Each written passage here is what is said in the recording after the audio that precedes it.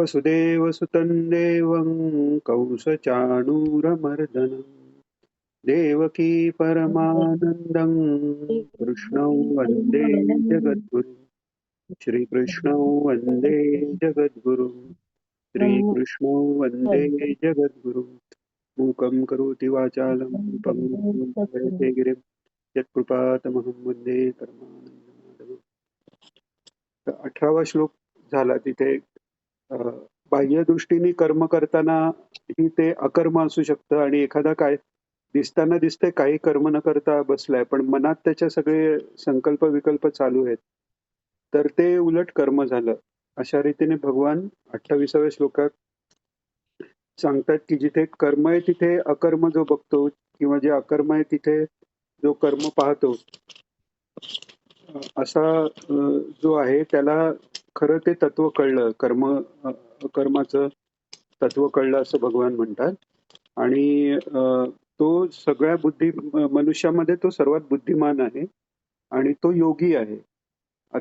युक्त आहे. युक्त म्हणजे माझ्याशी जोडला गेलेला असा आहे.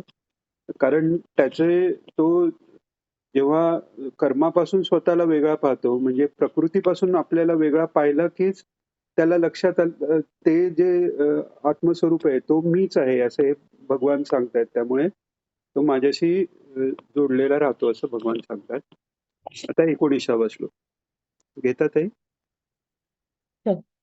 हो घेते.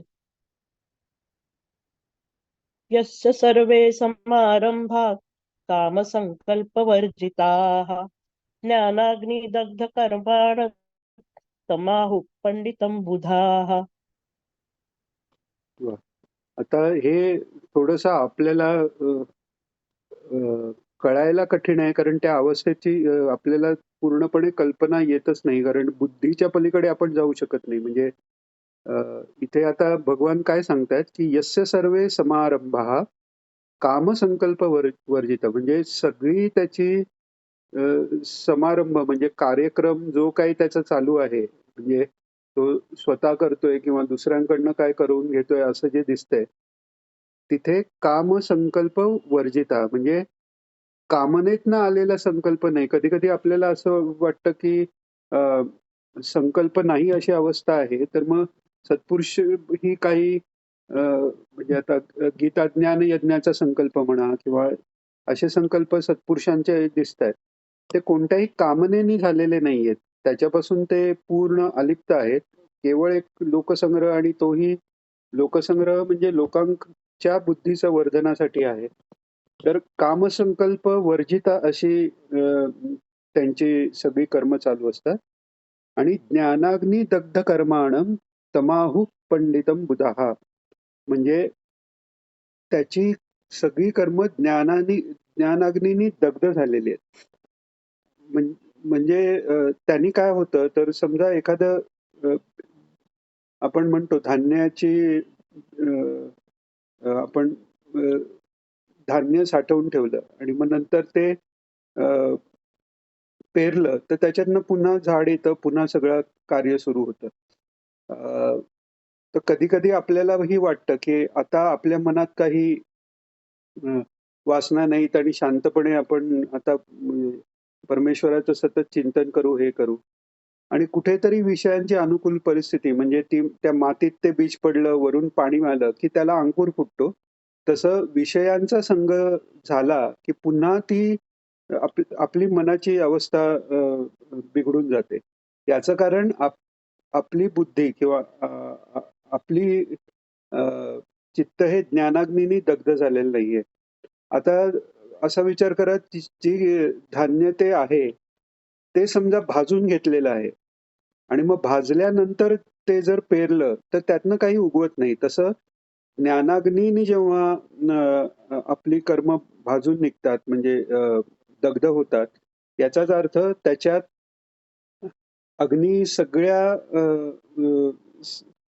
ज्या व्यक्त गोष्टी आहेत त्याचा दग्ध करून टाकतो. तर त्यामुळे शुद्ध मन फक्त राहतं.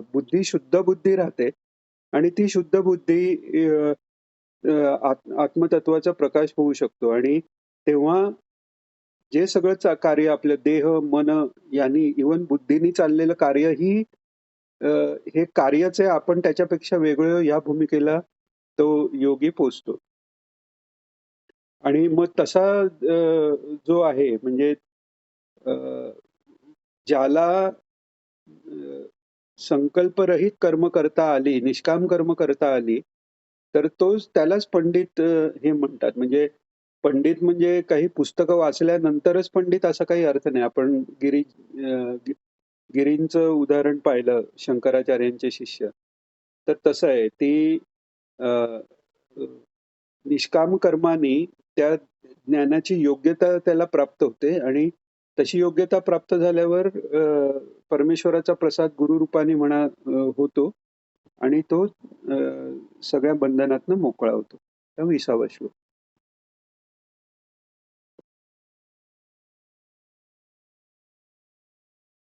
20वा घेतात आहे? त्यक्त्वा कर्मफलासङ्गं 20वा ना? हो, बरोबर. हा. त्यक्त्वा कर्मफलासङ्गं नित्यतृप्तो निराश्रयः कर्मण्यभिप्रवृत्तोऽपि नैव किंचित् करोति सः. म्हणजे त्यक्त्वा कर्मफला संगम म्हणजे कर्म टाकलेली नाहीये, कर्मफलाचा संग टाकलेला आहे. जे आपण मागे बघितलं, ज्ञानेश्वर महाराज म्हणतात की आधी कर्तृत्वाचा मधू मग कर्मफलाचा आस्वादू या दोहोचेही नाव बंधू कर्माचाही. तर कर्माचा बंध कशामुळे होतो, तर कर्मफलाचा संग केल्यामुळे होतो. तो कर्मफलाचा संगच सुटला तर ती कर्म बाधक होतच नाहीत, कारण त्यातनं काही संस्कार घडतच नाहीत. आणि कर्मफलाचा संग सुटला, जोपर्यंत कर्मफलाचा संग आहे तोपर्यंत हे मी करून मला हे मिळेल ही आशा आहे आणि ही आशा माणसाला सतत सतत कशा ना कशा मागे पळायला लावते. हे पाहिजे, ते पाहिजे, हे झालं की मी तमुक झालं की किंवा इव्हन समजा कोणाला वाटलं की अरे आता आपण हे सगळं बाहेरच्या गोष्टी सोडून आपण ईश्वराकडे लक्ष दिलं पाहिजे. ह्या गोष्टी बरोबर नाहीत, त्या गोष्टी बरोबर नाहीत. तर त्याग करण्याच्या दृष्टीने पण त्याच्यापासून लांब पळायचा प्रयत्न केला तरीही ते आपल्याला बाधकच होतं. अ, जी योग्य अवस्था सांगितली आहे, कर्मांना इतकं त्याग करण्यासाठी विचार करण्याची आवश्यकताच नाही. जो त्या अवस्थेला पोचलेला आहे, त्याची कर्म गळून पडतात. कर्म गळून पडतात याचा अर्थ तो कर्म करणारच नाही असा नाही. अ, अ, म्हणजे एखादे परमहंस असतात ते काही म्हणजे वरकरणी सगळी कर्म करतात असं दिसत नाही किंवा राजर्षी जनकासारखे भगवान श्रीकृष्ण हे सगळी कर्म करताना दिसतात. कर्म गळून पडणं म्हणजे ती आपल्या अ, स्वरूपाशी आपण त्याचा संबंध लावतो. मी करतो. तर त्याच्यापासून डिटॅच होणं म्हणजे त्याच्यापासून अलिप्त राहिलं की ती कर्म आपल्याला चिकटत नाहीत आणि ती गळून पडतात. तर अशा पद्धतीने एका देवी भागवताच्या प्रवचनात दत्त महाराज कवीश्वरांनी सांगितलेलं की यज्ञकर्मात इंद्राय स्वाहा म्हणून आपण आहुती देतो आणि ते कर्म तिथेच संपलं. ते कर्म चिकटून केव्हा राहतं की ते कर्म करून मला जे पाहिजे त्याचं जे चिंतन आपलं चालू राहतं ते चिंतन आपलं विषयांचं चिंतन होऊन आपण विषयात ज्याचं आपण चिंतन करू, ज्याचं ध्यान करू तसं आपण बनतो. त्यामुळे त्या विषयांचं चिंतन करून मन आणि बुद्धी त्या विषयाकार बनून त्या विषयातच अडकून राहते. आणि याच्या उलट कर्म केलं आणि संपलं असं म्हटलं, दुसऱ्या क्षणी काय त्याची आठवणही नाही, जसं भगवान शंकरांचं सांगतात. तर तसं जर झालं तर ती ती अवस्था त्या नित्यतृप्त अवस्थेची असते. म्हणजे कारण बाहेरची कर्म आपण एखाद्या हेतूने करतो, ते कर्म झाल्यावर जे आपल्याला मिळायचंय ती खरी आत्मस्थितीच आहे. कसं आहे की आपण सुरक्षित राहावं ही जी आपली वृत्ती आहे त्या आपल्या सत या आपल्या मूळ प्रकृतीचा जवळ जाण्याचीच वृत्ती आहे, पण ती या बाह्य कर्मामुळे, बाह्य जगामुळे, त्या बाह्य जगतातल्या काही गोष्टींनी ती आपण मिळवण्याचा प्रयत्न करतो. सत म्हणजे त्रिकालाबाधित, म्हणजे आपण कायम जगावं आणि आपण आहे तसं निरोगी आणि असंच राहावं. म्हणजे आहे तसंच आपण टिकावं, ही जी वृत्ती आहे, ती कुठेतरी ते सत्तत्व आपलं बाहेर येते. पण ते येताना अ, त्याचा जो काय म्हणतात त्याला? अ, ते जिथे आपण पाहायला पाहिजे आत्मतत्वात, ते न पाहता ती सुरक्षितता किंवा ते लांब आपलं आहे ते स्वरूप टिकवण्याकरता साधनं आपण बाहेर शोधायला लागतो. तसंच चित स्वरूप, आनंद स्वरूप, हे आपण आनंद त्या गोष्टी मिळाल्यानंतर आपण आनंदी होऊ, हे जे आपल्याला वाटतं. तर अ, जेव्हा संगवर्जित कर्म करतो, तेव्हा कोणत्याही बाह्य गोष्टीचा संग आपल्याला झाला नाही, तर आपण आत्मस्वरूपात स्थित राहतो आणि आत्मस्वरूप हे सच्चिदानंद स्वरूप असल्यामुळे तिथे त्या आनंदात असल्यामुळे नित्य तृप्ती आहे. तसा तो नित्य तृप्त राहतो आणि निराश्रयाः म्हटलेलं आहे. निराश्रय म्हणजे अ, कशाचाही आश्रय घेऊन मग मी आता तृप्त आहे असं नाही. अ, अ, पूज्य बेलसरे हे बेलसरे गुरुजी हे आपले अ, यांचे आपले शिष्य, गोंदवलेकर महाराजांचे शिष्य. तर त्यांची आनंद साधना म्हणून पुस्तक आहे. त्यात त्यांनी स्वतःच्या साधना काळाची एक डायरी लिहिल्यासारखंच ते पुस्तक आहे. त्यात त्यांनी एक खूप छान एक वाक्य सांगितलेलं आहे, की जोपर्यंत आपल्याला आपण मिळवलेलं धन आणि आपले संबंधी यांचा आधार वाटतो, तोपर्यंत खरी परमार्थाला सुरुवात नाही. तर तसं इथे आहे, की तो निराश्रयः, तो या बाह्य कोणत्याही गोष्टीचा आधार बाळगत नाही, की हे असलं म्हणजे मी सुखी राहील. इतकंच काय, तर तो स्वतःच्या शरीराचाही आधार ठेवत नाही, मनबुद्धीचाही आधार ठेवत नाही. म्हणून तो निराश्रयः आहे. निराश्रय म्हणजे ज्याला आश्रय नाही असं फक्त अर्थ नाहीये, की आश्रयाची ज्याला गरजच नाहीये काही. कशाचाही आश्रय. कारण स्वतःचं स्वरूपच जे सर्वव्यापी नित्य अ, आनंदरूप जे आहे, ते मिळाल्यानंतर आश्रयाची गरजच त्याला नाहीये. आणि मग काय, तर तो कर्मण्य अभिप्रवृत्तोपी नैव किंचित करोति सः. म्हणजे मग तो दिसताना आता ही किती छान अवस्था आहे, की आत पूर्ण आनंद आहे. आपण हे पाहतो, की एखादी आपलं मन जर दुःखी असेल किंवा काय चिंतेत असेल, कशात उद्याची चिंता किंवा कालचं दुःख किंवा उद्या असं होईल असा विचार करूनही दुःख, ह्या सगळ्या गोष्टीत जर मन जास्त बुडलं, तर रोजचे व्यवहारही आपल्याला करताना चुका होतात. काही कोण स्वयंपाक करत असेल, तर मीठ विसरलं, हे विसरलं किंवा ऑफिसच्या कामात छोट्या-मोठ्या चुका. आपण म्हणतो मी टेन्शनमध्ये आहे. टेन्शनमध्ये आहे म्हणजेच काय, की सगळी मन आणि बुद्धी भविष्य आणि भूताच्या विचारात आणि मला काय मिळालं, मला काय नाही मिळालं, मला काय मिळेल आणि नाही मिळेल, याने मी सुखी होणार, दुःखी होणार, सुखी आहे, दुःखी आहे, या कल्पनातच सगळं आयुष्य निघून जातं.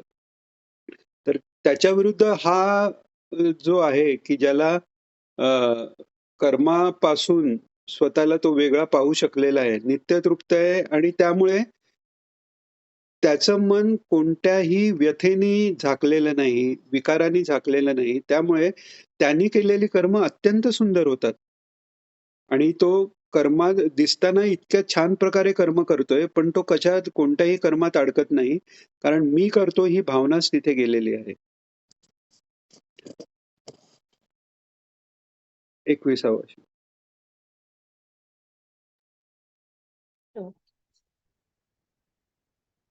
निराशीर्यत चित्तात्मा त्यक्त सर्व परिग्रहः शारीरं केवलं कर्म कुर्वन्नाप्नोति किल्बिषम्. वाह!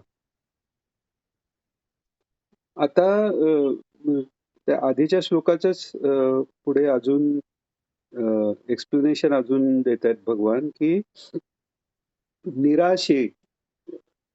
आता निराशी म्हणजे आपण मराठीत जे निराश झालो म्हणतो, ते म्हणजे आपली आशा मोडली अशा ह्यानी वापरतो. नि निराश याचा अर्थ ती आशा कशाची नाहीच, अशी ती एक चांगली अवस्था आहे. मराठीत आपण त्याचा थोडा वेगळा अर्थ घेतो. तसा तो निराशी आहे. कशाबद्दलही त्याला आशा नाही. कारण आशा कसली असते? आशा असते काहीतरी मिळवण्याची, काहीतरी कोणाकडनं तरी, कशानी तरी काहीतरी मिळेल, ह्याला म्हणतात आशा. आता ह्याला काही मिळवायचं राहिलेलंच नाहीये. उलट ह्याला जे सोडायचंय ते त्यांनी सगळं सोडलेलं आहे. तर त्याच्यामुळे त्याचं अ, अ, त्यक्त सर्व परिग्रह म्हणजे परिग्रह कशाचा? परिग्रह याचा अर्थ की हे माझं म्हणून माझ्याकडे ठेवणं. आता ती जी व्यक्ती आहे, तो काही घेत असेल, काही देत असेल, काही खात असेल, काही पीत असेल. पण ते करताना हे माझं आहे आणि हे मी घेतलंय आणि हे मी खातोय. याच्यात जे माझं आहे ती वस्तूबद्दल ममत्व नाहीये आणि देहाबद्दल पण मीपणा नाहीये. त्यामुळे इंद्रिय आणि अ, मनबुद्धी म्हणजे अंतःकरण तत्वापासून मी वेगळा ही त्याची भूमिका असल्यामुळे ते इंद्रिय आणि शरीरावर पूर्ण त्याचा ताबा आहे. आणि शारीरम केवलम कर्म कुर्वन्नाप्नोति किल्बिषम. आणि त्यामुळे ज्या कर्माशी माझा संबंधच नाहीये ही त्याची वृत्ती असल्यामुळे ते शरीराने जी काही कर्म होतात त्याचं काहीही त्यांनी त्याला किल्बिष म्हणजे एक मल लागणं किंवा पाप लागणं. इथे पाप किंवा पुण्य हे दोन्ही चा विचार करायचा आहे की त्या मूळ आत्मस्वरूपाला म्हणजे पाप म्हणजे सोनेरी ठिपका लागला म्हणा आणि पुण्य म्हणजे काळा ठिपका लागला. पण इथे ह्याला कोणताही नाही. ते अव्यय जे स्वरूप आहे त्यात तो राहिल्यामुळे तिथे त्याला कोणत्याही कर्माचं पाप किंवा पुण्य असं अ, अ, त्याच्यावर काहीही संस्कार होत नाही. आणि तो कसा असतो ते आता पुन्हा 22व्या श्लोकात सांगतो.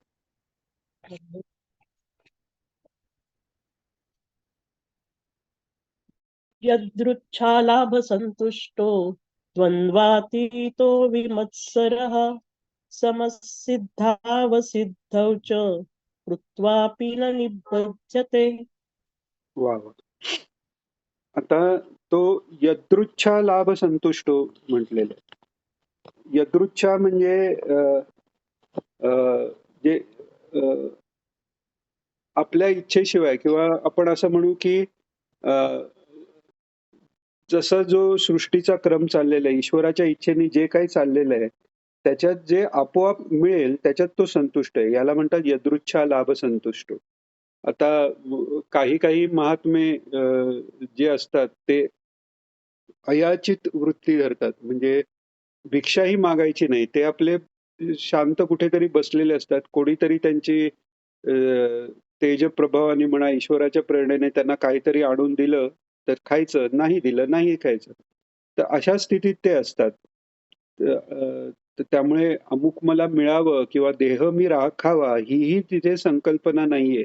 किंवा मला भूक लागली, तहान लागली हे जे देहाचे धर्म आहेत, या किंवा मला मान मिळावा किंवा काही हे मनाला जे आवडतं, हे कशाबद्दलही त्यांना आशा नसल्यामुळे ते फक्त शांत स्थितीत बसलेले आहेत. भगवंतांनी जसे अर्जुनाला हा गीतेचा उपदेश केला, भागवताच्या 11व्या स्कंदामध्ये उद्धवजींना उपदेश केलेला आहे. आणि उद्धवजी हे आधीपासूनच ज्ञानी भक्त आहेत आणि नंतर गोपींची भेट त्यांना करून देऊन श्रीकृष्णांनी त्यांना भक्तीचा महिमाही कळवलेला आहे. तर त्यामुळे ते तसे मोहात नाहीयेत. तर त्यामुळे त्यांना जो पुढचा उपदेश झालेला आहे तो जास्त ज्ञानमार्गाचाच उपदेश झालेला आहे. तर त्याच्यात भगवंतांनी भगवान दत्तात्रेयांचे 24 गुरु हे त्यांना सांगितलेले आहे. तर त्यात अजगराला गुरु मानलेलं आहे भगवान दत्तात्रेयांनी. कारण अजगर काय करतो? अजगरात सामर्थ्य असून तो कोणत्याही भक्ष्य मिळवण्याचा किंवा काहीही प्रयत्न करत नाही. शांतपणे तो एका ठिकाणी पडून राहिलेला असतो आणि यदृच्छा लाभाने जर काही भक्ष्य जवळपास आलं तरच तो खातो.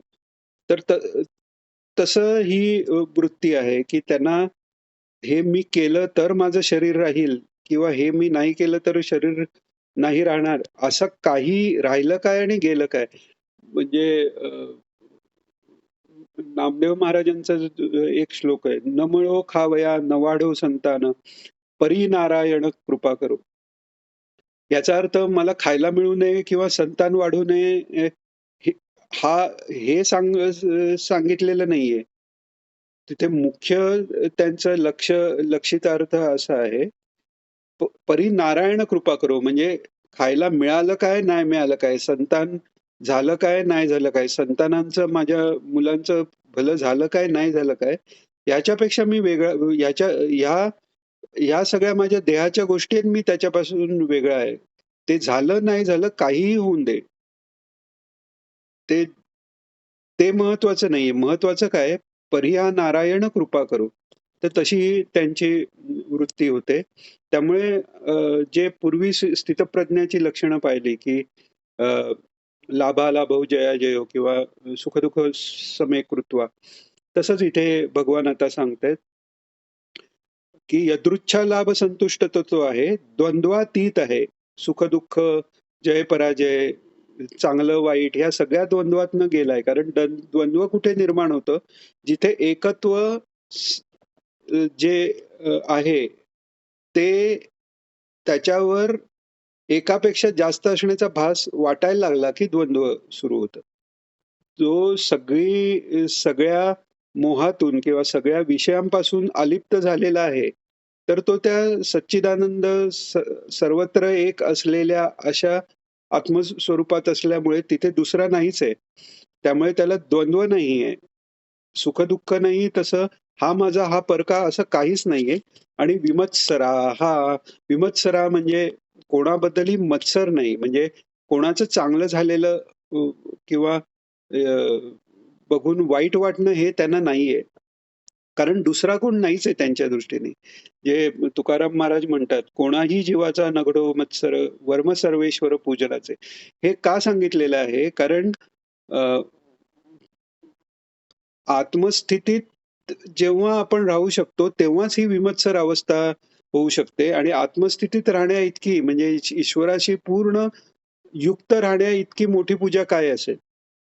तर त्यामुळे अ, जोपर्यंत कोणाचा तरी मत्सर आहे, तोपर्यंत ती त्या व्यक्तीत असलेल्या ईश्वर जो अंतरात्मा रूपाने आहे किंवा ते व्यक्ती जी आहे, जो प्रकृती ज्याच्यावर अधिष्ठित आहे, तो परब्रह्म परमात्मा आहे. त्याचाच मत्सर केल्यासारखा होतो. त्यामुळे खरी पूजा केव्हा होते, जेव्हा कोणाबद्दलही मत्सर वाटत नाही. जिथे म्हणजे शत्रूबद्दलही नाही, मित्राबद्दल नाही, एवढंच काय याच्याही पुढून शत्रू-मित्र ही भावनाच नाहीये. जसं धर्मराजांचं सांगतात. धर्मराज हे दुर्योधनालाही सुयोधन म्हणून हाक मारायचे. कारण वैरभाव नाहीच आहे त्यांचा. इतका अन्याय होऊनही ते फक्त 5 जणांना 5 गावं द्या म्हणून सांगत होते. कारण क्षात्र धर्माचं पालन करण्याकरता काहीतरी जागा, काहीतरी लोकांचं संरक्षण हे आवश्यक आहे म्हणून मागत होते. नाहीतर त्यांनी तेवढीही मागितली नसती. तर अशी जी अवस्था आहे, की जिथे कोणाचाही मत्सर नाहीये आणि समचित्त आहे. चित्ताची अवस्था ही समाधी आहे. समाधान आपण म्हणतो किंवा समाधी ही चित्ताची अवस्था आहे. म्हणजे तिकडे कोणत्याही बाबतीत जी एक आत्मस्थितीची लेव्हल आहे, त्याच्यात आंदोलनं निर्माण होत नाहीत. त्यात आंदोलनं म्हणजे वृत्ती निर्माण झाल्या, की आत्मस्थितीला बाध येतो. म्हणून ते आपण मागे पण पाहिलं, ते लघुवाक्य वृत्तीमध्ये जे सिद्धांत सांगितलाय, की 2 वृत्तीच्या मध्ये जी जागा आहे, तिथे आपण निर्विचार असतो. म्हणजेच आत्मस्थितीला आपण अ, आत्मस्थितीत असतो. ती वाढवण्याचा प्रयत्न करावा असा एक प्रकार तिथे सांगितलेला आहे. तर ह्याला अ, विचार कोणतेही विचार जे आहेत, विचार हेच संकल्प विकल्पात्मक आहे आणि मन अशी काही खरी तर गोष्टच अस्तित्वात नाहीये. या सगळ्या विचार पद्धतींचा आणि एका प्रकारे विचार करण्याच्या पद्धतीलाच मन म्हणतात आणि ते एका प्रकारे विचार करण्यासाठी जे त्यात साठवलं जातं, जेव्हा आपण एखादी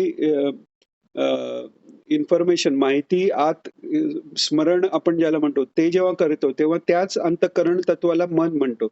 निर्णयाप्रत आलं की बुद्धी आणि हे मी तिथे स्वत्व घेतलं की तो अहंकार. म्हणजे वास्तविक त्याला तसं काही अस्तित्वच नाहीये. तर हे विचारांनीच त्याला एक अस्तित्व येतं. तर ही सम-अवस्था आहे. त्यामुळे सिद्धी किंवा असिद्धी एखादं ते कार्य ठीक आहे, संकल्प न करता कार्य सुरू झालं, पण ते झालं नाही तर काहीही यांना त्याच्याबद्दल "अरे, हे व्हायला पाहिजे होतं. फळ नाही मिळालं तरी चालेल, पण हे कंप्लीट तरी व्हायला पाहिजे होतं." मग ते कंप्लीट होण्याचं पण फळाचा विचार केल्यासारखं होतं ना. तर यांना तसं काहीच नाहीये.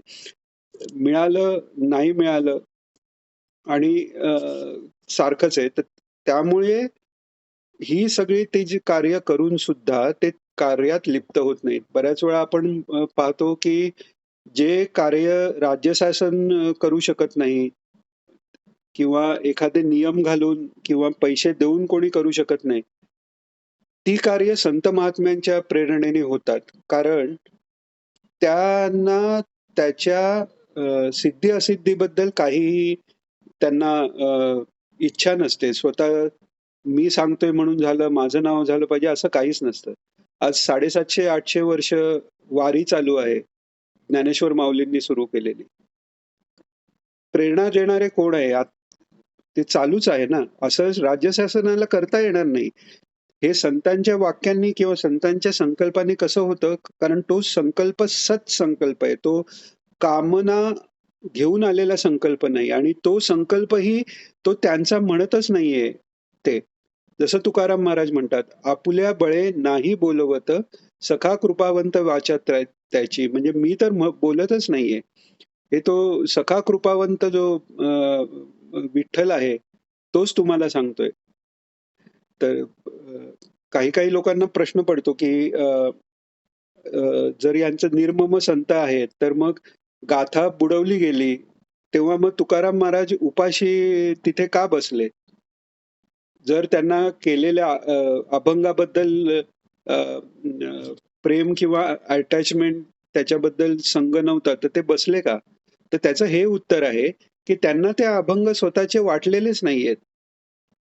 त्यांचा केवळ कळवळा आहे, की जी ईश्वराची वाणी आहे, ती जर सगळ्या जगापर्यंत पोहोचली, तर त्यांचं कल्याण आहे. ही माऊलीची दया आहे.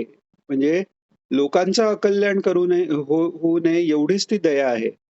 आणि दुसरं म्हणजे ही ईश्वराची इच्छा आहे. ईश्वरालाही वाटतं, की मद्रूप झालेले जे भक्त आहेत, त्यांचं महत्त्व वाढावं.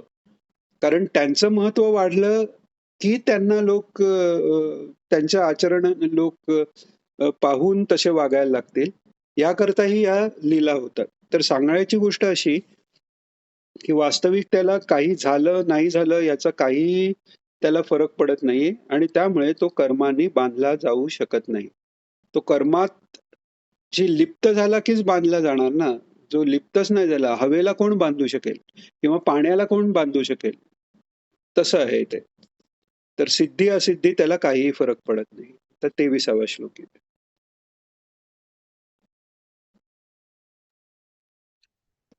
गतसङ्गस्य मुक्तस्य ज्ञानावस्थितचेतसः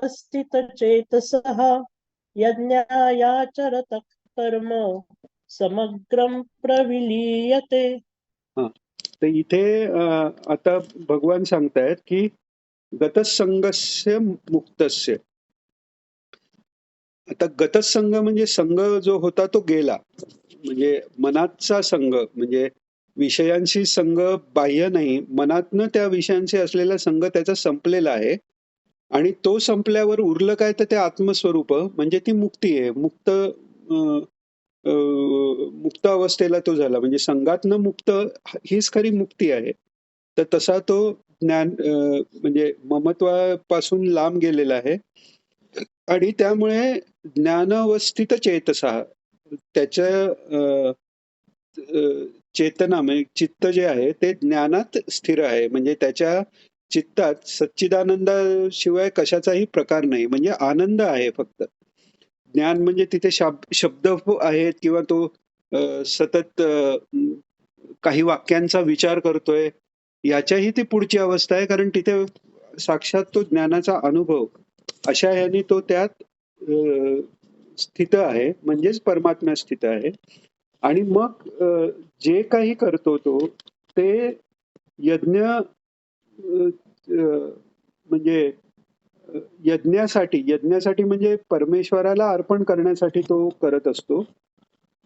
आणि त्यामुळे त्याची कर्माची जी कर्म नाहीशी होतात. म्हणजे कर्माचा जो संस्कार आहे तो त्याच्यावर होत नाही आणि कर्मात तो अडकत नाही.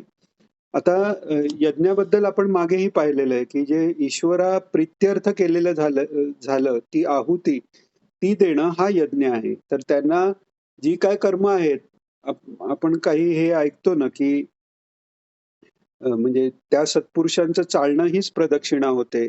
बोलणं हेच वेदवाक्य होतं किंवा त्यांचे काही काम करणं हेच पूजा होते. आता ते का होते? कारण सर्व आत्मनिवेदनम पूजा म्हणून सांगितलंय. तर सर्व सेवा स्मरणम सर्व आत्मनिवेदनम पूजा. त्यामुळे सतत त्यांचं आत्मस्थिती ईश्वर श्रीकृष्णांचं स्मरण चालू असल्यामुळे जे काम करतोय ती सेवा आहे, चालतोय ती प्रदक्षिणा झाली. आणि सगळं करताना ईश्वरार्पणच बुद्धी आहे. म्हणजे मी केलं आणि असं मग ईश्वराला अर्पण केलं हेही नाही, ईश्वरच करतोय. त्यामुळे ती अवस्थाच त्यांची अशी आहे की सगळं ईश्वराचंच आहे. कारण एकच ईश्वरच सर्व रूपांनी नटलेला आहे. तर असं त्यांची वृत्ती असल्यामुळे त्यांची सगळी कर्माचा म्हणजे कर्मफल हे निर्माणच होत नाही. करणाराही तोच आहे, त्याचा भोगताही तोच आहे. तिथे या शरीर, बुद्धी, मनाचा काहीही संबंध नाही. मनाचा संबंध आला, जे काय आपण म्हणतो बऱ्याच वेळा, की संस्कार किंवा पाप पुण्य हे सगळं लागतं कुठे? हे स्टोअर कुठे होतं? तर ते आपल्या सूक्ष्म देहात. हे मनाचे सुख, दुःख हे सगळे मनात आपल्या अंतःकरण तत्वात स्टोअर होतात. अंतःकरण तत्वापासून हा लांब राहिल्यामुळे त्यांना या कशाचाही लेप होत नाही. 24. ब्रह्मार्पणम् ब्रह्महवीर ब्रह्माग्नौ ब्रह्मणाहुतम् ब्रह्मैव तेन गन्तव्यम् ब्रह्म कर्म समाधिना. वा. आता ह्यात त्यांनी सांगितलं यज्ञासाठी कर्म म्हणून ते महात्मे करत असतात. तर त्यांचं सगळंच वागणं सगळीच कृती जी आहे ती यज्ञच आहे. आणि त्यातही कसं की यज्ञ हे स्वतः परमेश्वर, त्या यज्ञात जी आहुती आपण देतो किंवा यज्ञात बाकीही जे देवदेवतांचा उल्लेख असतो तेही ब्रह्म, यज्ञही ब्रह्म, आहुतीही ब्रह्म, आहुती देणाराही ब्रह्म, असं सगळं ब्रह्मरूप आहे. म्हणजेच काय भक्ताच्या भाषेत बोलायचं झालं तर कारण सगळी सृष्टी ही त्याची लीला आहे, त्याचा व्यवहारही तोच आहे. माझ्याकडेही तोच करून घेतोय, इतरांकडेही तोच करून देतोय. म्हणजे सगळ्या ह्याच्यात ईश्वरच पाहायला लागल्यावर सगळी कार्यच त्याची ब्रह्मरूप होतात. जपयज्ञ यज्ञानाम जपयज्ञोस्मी का म्हटलंय? कारण त्याचा अनुभव फार लवकर येतो. बाकीची आपण कार्य करत असतो, त्याच्यात हे ईश्वर करतोय ही भावना उत्पन्न व्हायला किंवा तसा अनुभव यायला बरेच त्याच्यात अडथळे असतात. त्यात कारण आपण ऍक्च्युअली समजा कोणता यज्ञ किंवा काही काम करतोय, त्याच्यात इतर लोकांच्या वागण्याने पण आपल्या अरे हा असा का वागला, तसा का वागला, एवढे सगळे फाटे फुटत असतात. जपयज्ञ करतानाच सर्वात पहिलं म्हणजे मी आणि माझा ईश्वर या भावनेत आपण जातो. म्हणजे तिथे बाकी व्यवधानं आपली कमी होतात आणि तो जो जपयज्ञ जेव्हा सुरू होतो आणि त्याची जेव्हा लय लागत जाते आणि ईश्वराचा अनुभव हळूहळू आपल्याला यायला लागतो, तसं तसं तो यज्ञाचा कालावधी आपला वाढत जाऊन ज्या महात्म्यांचं 24 तास ते होतं तो आत्मतत्वाला प्राप्त होतो. आणि जपयज्ञ हा असा यज्ञ आहे की तुम्ही बाकी काही काम करत असताना तो चालूच ठेवू शकता. आणि सगळ्या यज्ञाची परिणिती कशात आहे? ईश्वरार्पण, ईश्वराशी युक्त राहण्याकरता आहे. जपयज्ञाचा बेसिसच तो आहे की ईश्वराशी युक्त राहणे. म्हणूनच कर्ममार्ग, ज्ञानमार्ग ह्याला भक्तीची जोड आवश्यक आहे. आणि भक्तियोग का सोपा म्हटलेला आहे? कारण भक्तीच्या पहिल्या पातळीवरच ईश्वराशी युक्त राहायची सोपी युक्ती आपल्याकडे असते, ते म्हणजे नामस्मरण. नामस्मरण आहे, कथास्मरण आहे, लीलास्मरण म्हणा, चरित्र स्मरण म्हणा, त्यांच्या उपदेशांचं स्मरण म्हणा. ह्या स्मरणाने आपण त्याच्याजवळ जितका क्षणभर त्याचं स्मरण झालं. देवाची या द्वारी उभा क्षणभरी तेणे मुक्तिचारी साधियेला. म्हणजे तर क्षणभर देवाच्या समोर उभं राहिला आणि मुक्ती साधल्या असं नाही. तो एक क्षण साधला तर असे क्षण क्षण क्षण साधत जाऊन त्या क्षणामधली जे गॅप मध्ये दुसरे विचार येतात त्याच्यात पण ते घुसून मग शेवटी प्रत्येक क्षण हा त्या ईश्वराच्या ह्याच्यात जाऊन क्षण किंवा जे काल आहे याची संकल्पनाच निघून जाते आणि आत्मस्वरूपात तो स्थित होतो. म्हणून जपानाम जप यज्ञोस्मी म्हणून सांगितलेलं आहे. हा, तर सगळं ब्रह्मच आहे. हवी देणाराही ब्रह्म आहे आणि त्यातनं मिळणारं फळ ही ब्रह्म आहे. म्हणजे सगळाच आनंद आहे. आनंदाचे दोही आनंद तरंग. म्हणजे करणाराही ब्रह्म आहे, करून घेणाराही ब्रह्म आहे, त्याच्यात वापरलेली साधनही ब्रह्म आहे, ज्याच्यात हवी दिली तेही ब्रह्म आहे आणि त्याचं फळही ब्रह्म आहे. इथे थांबूया आपण आता. आपण प्रार्थना करू. हो, प्रार्थना घेऊया. योगेशं सच्चिदानन्दं वासुदेवं व्रजप्रियं धर्मसंस्थापकं वीरं कृष्णं वन्दे जगद्गुरुं. श्रीकृष्णं वन्दे जगद्गुरुं. श्रीकृष्णं वन्दे जगद्गुरुं. जय श्रीकृष्ण सर्वांना. जय श्रीकृष्ण. धन्यवाद.